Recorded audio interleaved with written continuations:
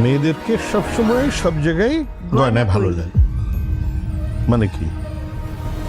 গয়না কই? কিভাবে দাঁড়িয়ে আছেন কেন? চেক করেন, দেখেন আমি কোথায় রেখেছি। মাথা ঠিক আছে তো?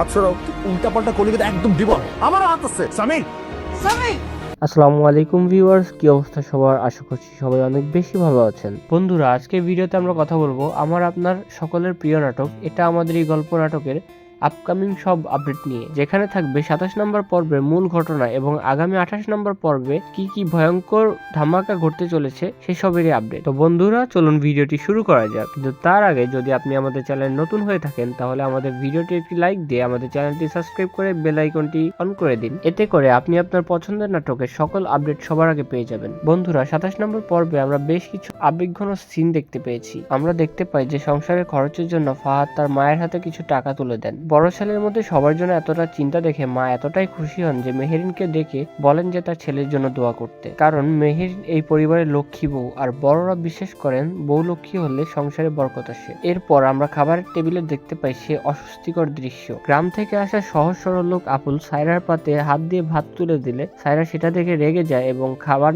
না খেয়ে টেবিল থেকে উঠে চলে যায়। অন্যদিকে মেহেরিনের জন্য স্বামী যখন গোলাপ ফুল নিয়ে বাড়ি ফেরে তখন সব টেনশনের মাঝেও মেহেরিনের মুখে এক চিলতে হাসি ফুটে ওঠে। চলুন জানা যাক আগামী 28 নম্বর পর্বে কি ঘটতে চলেছে। আগামী 28 নম্বর পর্বে চমৎকার ধামাকা আসতে চলেছে। 28 নম্বর পর্বে আমরা দেখব মেহেরিনের শাশুড়ির শখের গয়না হারিয়ে যাবে, আর এই পুরো ঘটনার জন্য সরাসরি মেহেরিনকে দায়ী করা হবে। আর সায়রা এই সুযোগকে কাজে লাগিয়ে মেহেরিনকে সবার সামনে ছোট করার জন্য তাকে সবার সামনে সার্চ করবে। নিজের নিরপরাধ স্ত্রীর উপর এমন অভিযোগ সামির কখনোই সহ্য করবে না, আর এটা নিয়ে প্রতিবাদ করতে গেলে সামির ও ফাহাদের মধ্যে বাকবিতণ্ড সৃষ্টি হবে। এই বাকবিতণ্ড এমন পর্যায়ে যাবে যে সামিরের মা সবার সামনে সামিরকে কষিয়ে এক চড় মারবেন। এই সবকিছু মিলিয়ে আগামী 28 নম্বর পর্বটি হতে চলেছে অনেক কষ্টের এবং ড্রামাটিক। বন্ধুরা, মেহেরিন কি পারবে নিজেকে নির্দোষ প্রমাণ করতে, নাকি এই ঘটনায় মেহেরিন ও সামিরের মধ্যে দূরত্ব তৈরি হবে? আপনাদের মূল্যবান মতামত আমাদেরকে কমেন্টের মাধ্যমে অবশ্যই জানাবেন।